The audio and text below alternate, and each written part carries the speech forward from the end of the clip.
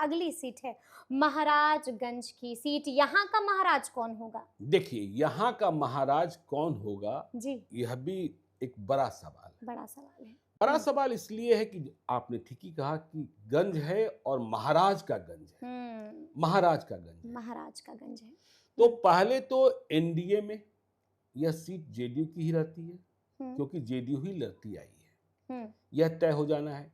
क्योंकि बीच बीच में यह खबर चलती रहती है कि मंगल पांडे चुनाव लड़ना चाहते हैं बिल्कुल। या उन्हें चुनाव लड़ाया जाना है। हम्म, तो सिवान की चर्चा होती है, मांझी की चर्चा होती है, हम्म, माफ कीजिएगा, मांझी नहीं, सिवान और सिवान, महाराजगंज की चर्चा महाराजगंज, होती है। जी, ठीक है। हम्म, तो यदि मंगल पांडे स्वयं चुनाव लड़ना चाह रहे हैं या पार्टी नेतृत्व उन्हें चुनाव लड़ाना चाह रहा है, तो मंगल पांडे उम्मीदवार हो जाएंगे, तो इसमें कहीं कोई इफ बट नहीं है, इफ वट नहीं इफ है। बट हाँ, नहीं है, ठीक है, इफ बिल्कुल, वट नहीं है। बिल्कुल नहीं है। यदि मंगल पांडे नहीं लड़ते हैं, तो फिर जेडीयू के पास यह सीट रहेगी और हेमनारायण शाह जाति से बैस हैं, ठीक है। वह जेडीयू के उम्मीदवार होंगे। इतनी बात करीब करीब अब महाराजगंज की फिजा में दिखने लगी है। और हाँ। हेमनारायण शाह अपने को बता रहे हैं कि मुझे सभी घटक दलों का आशीर्वाद मिल गया है, अपने आला कमान मतलब नीतीश कुमार का आशीर्वाद मिल गया है और वह चुनाव की तैयारी में लग गए हैं, शुरू भी कर दी है। लेकिन देखिए, महाराजगंज का जो गणित है ना, जो सामाजिक गणित है, अब वहां चलिए इंडिया ब्लॉक की ओर चलिए। इंडिया ब्लॉक में विजय शंकर दुबे कांग्रेस के चुनाव जीते हुए, बिल्कुल, उन्हें अंतिम समय में 2020 में टिकट दिया गया, अंतिम समय में टिकट बिल्कुल, दिया जी, जी, जी। उन्हें वहां से नहीं लाना था, उनका विधानसभा क्षेत्र दूसरा था, लेकिन सोनिया गांधी के दरबार में विजय शंकर दुबे की सीधी पहुंच है, तो उन्हें टिकट मिला और गिरते लुढ़कते हुए चुनाव जीत भी गए। लेकिन उनकी अवस्था, उनकी उम्र, आज भी उनके प्रति लोगों का आदर है। अब तो सुनने में भी समस्या है और उम्र करीब करीब 80 साल पहुंच चुके हैं, तो इसलिए माना जा रहा है कि विजय शंकर दुबे इस बार चुनाव नहीं लड़ेंगे। लेकिन आप कांग्रेस ने जिस तरीके की जिद पकड़ रखी है महागठबंधन में कि मुझे 70 सीटें ही चाहिए, बिल्कुल, तो 70 सीटें चाहिए, तो उसमें कांग्रेस पार्टी क्या जीती हुई सीट छोड़ देगी? नहीं छोड़ेगी, बिल्कुल नहीं छोड़ेगी, नहीं छोड़ेगी। सिटिंग गेटिंग गो नहीं, सिटिंग गेटिंग गो नहीं। देखिए 80 साल का है चक्कर है, 80 साल का चक्कर एज है। फैक्टर हाँ हाँ, देखिए किसी व्यक्ति की उम्र कितनी, यह भी एक सवाल आता है ना। तो अब विजय शंकर दुबे की विरासत की बात करें तो विजय शंकर दुबे के पुत्र ने भाजपा की सदस्यता ग्रहण कर ली थी जी, हाँ जी, सत्यम दुबे शायद नाम हाँ, है। हाँ, हाँ। तो बेटे के बारे में तो कुछ सोचा नहीं जा सकता है। तो कांग्रेस यह सीट छोड़ेगी कि नहीं छोड़ेगी?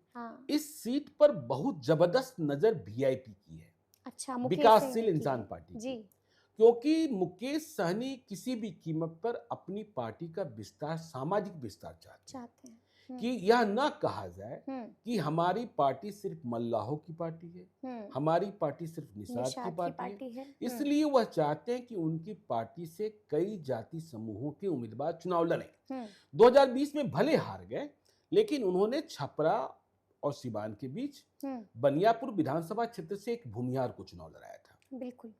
तो इस बार वह पिछले 1 साल से महाराजगंज पर नजर कराए बैठे हैं। महाराजगंज पर तो वीआईपी को लड़ना है तो कांग्रेस से सीट छुड़ानी होगी, कांग्रेस से सीट अदला बदली करनी होगी। हाँ, अदला बदली करनी होगी। हाँ। तो अब मुकेश सहनी के पास, हमने क्यों कहा कि महाराजगंज में महाराज का जो गणित है, यहाँ जो जातीय समीकरण है ना, यहाँ राजपूत, ब्राह्मण और भूमियार करीब करीब बराबर है, करीब करीब बराबर है। और जिधर ये हो जाते हैं, जीत उधर हो जाती है, इसलिए विजय शंकर दुबे जीत गए। लेकिन इस बार थोड़ा जातीय विभाजन, आपको मालूम है पिछले दिनों एक बहुत ही चर्चित हत्याकांड हुआ यहाँ, जिसके बाद वहां राजपूतों और भूमिहारों में तनातनी हो गई। राजपूत नेता एक तरफ और भूमिहार एक तरफ, और भूमिहार ब्राह्मण वहां आपस में मिले हुए, वो मानते हैं कि हम एक दूसरे के हैं। तो ब्राह्मणों में यह है कि हम यह सीट कैसे छोड़े, ठीक है। हाँ। तो मुकेश सहनी ने एक नीतीश द्विवेदी, बिल्कुल है, हाँ 25-26 साल, मतलब पहली बार चुनाव लड़ेंगे। हाँ। उसी इलाके के रहने वाले हैं और पिछले 3 साल से वह लड़का जो है उस क्षेत्र की सेवा कर रहा है, ठीक है ना, और लगातार, और उसने अपनी पॉपुलैरिटी बहुत ही अधिक बढ़ा ली। यदि आप महाराजगंज जाएंगी तो चर्चा नीतीश द्विवेदी की ही सुनाई पड़ेगी। आप सोशल मीडिया में कुछ भी लिख दें, वह पोस्ट वायरल हो जाता है। अच्छा। तो एकदम बिल्कुल सिस्टमेटिक तरीके से हम्म। वह मतलब लगे नीतीश हुए द्विवेदी हैं। चुनाव लड़ने की हाँ। और लगातार सभाएं। आजकल तो हमने यह देखा सोशल मीडिया पोस्ट के माध्यम से ही जाना कि क्षेत्र में उसने अपनी पहचान इतनी बना ली है कि लोग उसे दूध से नहलाने लगे हैं। अच्छा। लड्डुओं से तौलने लगे हैं। अच्छा जी। हाँ। और महागठबंधन की सभाओं में एक कमी आप महसूस करती होंगी, नीतीश कुमार की सभाओं में यह कमी महसूस नहीं होती है। नीतीश कुमार और बीजेपी की सभाओं में महिलाओं की मौजूदगी बहुत होती है, लेकिन महागठबंधन की पार्टियों में महिलाओं की मौजूदगी कम होती है, बहुत कम होती है। लेकिन नीतीश द्विवेदी की सभा में महिलाओं की मौजूदगी अधिक होती है और बेटों जैसा प्यार मिलता है। हाँ, तो अब नीतीश द्विवेदी की जमीनी पकड़ वहां और booth management, booth level committee, यह सब तैयारी उसने 3 साल से लगे हुए हैं। और मुकेश सहनी ने भी जिद, हमारी जो जानकारी है कि मुकेश सहनी ने जो टॉप 10 की लिस्ट बनाई है उसमें महाराजगंज शामिल है। हाँ, लेकिन परेशानी कहाँ आ रही है? परेशानी आ रही है कि विनोद जायसवाल MLC, जानती हैं आप तेजस्वी यादव से कितना करीबी रिश्ता है। इनके बेटे तेजस्वी के अच्छे मित्र हैं। विशाल जायसवाल, बिल्कुल। विशाल जायसवाल सिर्फ तेजस्वी के अच्छे मित्र नहीं हैं। मतलब आप यह कह लीजिए कि राजश्री से भी उनके बहुत अच्छे संबंध हैं। और आपने देखा था कि ओसामा साहबुद्दीन परिवार के साथ कहाँ मीटिंग हुई थी। बिल्कुल। तो अब लेकिन प्रॉब्लम कहाँ फंस रहा है? अब इस बात को समझेंगे कि नहीं समझेंगे तेजस्वी यादव जाने कि सीमांत की कितनी सीटों पर आरजेडी लड़ेगा। क्या सभी सीटों पर आरजेडी लड़ेगा? तो आरजेडी को भी लड़ना है, माले को भी लड़ना है, कांग्रेस को भी लड़ना है, बीआईपी को भी लड़ना है। बीआईपी को भी लड़ना है। दूसरी बात है कि जेडीयू से यदि मंगल पांडे नहीं लड़ते हैं तो जेडीयू से हेमनारायण शाह लड़ रहे हैं और ये विनोद जायसवाल के पुत्र विशाल जायसवाल इधर से दावेदारी कर रहे हैं। यदि वैश्य समुदाय को आमने सामने दोनों ओर से वैश्य ही उम्मीदवार हो तो पता है वैश्य समुदाय के लोग एनडीए को ज्यादा पसंद कर लेते हैं। एनडीए को ज्यादा पसंद कर लेते हैं। हाँ, पसंद कर लेते हैं। अब देखिए, हमने कहा कि राजपूत, ब्राह्मण, भूमियार वहां बराबर। तो अब यदि ब्राह्मण को टिकट नहीं मिलता है तो ब्राह्मण भी नाराज हो जाएगा। हाँ, कि आपने वैश्य के अनदेखी कर दी हमारी। नहीं, वैश्य के लिए हमारी अनदेखी कर दी। बिल्कुल। राजपूत क्या है कि राजपूत इस बार जो है, जो प्रभुनाथ सिंह के कारण, प्रभुनाथ सिंह की पहचान थी, सबसे बड़े प्रभुनाथ सिंह सजा याफ्ता हैं, उनके बेटे रणधीर सिंह या प्रभुनाथ सिंह का परिवार वह एनडीए की ओर चला गया है।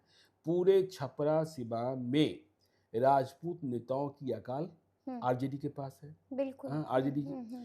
तो वह जब एनडीए की ओर गया तो राजपूत जा सकते हैं हेमनारायण शाह की तरफ या फिर मंगल पांडे लड़े तो जनार्दन सिंह सिग्रीवाल सांसद हैं। आकाश सिंह को चुनाव हराया था। बिल्कुल। वैसे आकाश सिंह ने बहुत मजबूत लड़ाई लड़ी थी, ये आपको पता है। और जितना मत उनको मिला था बगैर भूमियारों के उतना मत प्राप्त नहीं होता। तो वहां राजपूत उस हत्याकांड के बाद एक और भूमियार और ब्राह्मण एक तरफ। हाँ, तो यदि आपने नीतीश द्विवेदी को नहीं दिया, विशाल जायसवाल पर दांव खेला, तो ये इफ बट्स वहां और इस डॉट्स को कैसे पूरा करेंगे? इस डॉट्स एक दूसरी समस्या यह भी है कि जब आप विनोद जायसवाल के बेटे को टिकट देंगे तो कितनों के बेटों को टिकट देंगे? हाँ, भाई आप सुरेंद्र यादव के बेटे को टिकट दे ही रहे हैं, आप जगदानंद सिंह के बेटे को टिकट दे ही रहे हैं, आप कांति सिंह के बेटे को टिकट दे ही रहे हैं, तो कितने के बेटों को टिकट आप देंगे?